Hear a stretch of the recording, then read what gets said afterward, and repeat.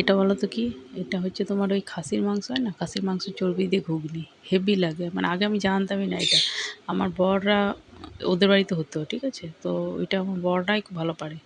তাই আজ দেখো ওই রান্না করছে। প্রথমে নুন দিল, নুনের পরে তোমার একটু গুড়, একটু জিরে, একটু ধনে, একটু হলুদ, একটু লঙ্কার গুঁড়ো, সস, হ্যাঁ, সব দিয়ে ওই মশলাটাকে প্রথমে গুলে নিচ্ছে।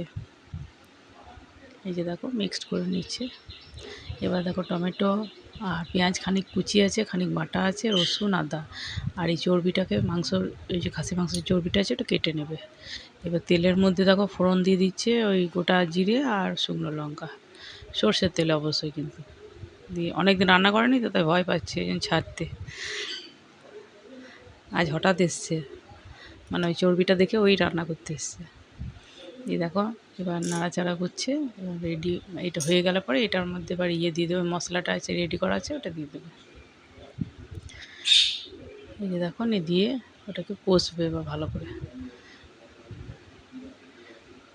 এটা কষানো হয়ে গেলে তারপর চর্বিটা দেবে, চর্বি দিয়ে কিছুক্ষণ কষবে, কষলে না তেল ছেড়ে আসবে খুব সুন্দর, তবেই টেস্ট হবে। হ্যাঁ, যেমন খাসির মাংস কষাও সেরকমভাবে কিছুক্ষণ কষতে হবে।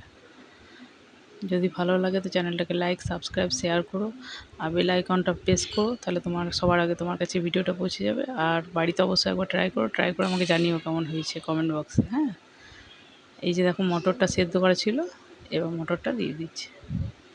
দেখো আমার ঘুগনিটা কত তাড়াতাড়ি রেডি হয়ে যাবে, কিন্তু গরম গরম খাবে, খুব ভালো লাগবে।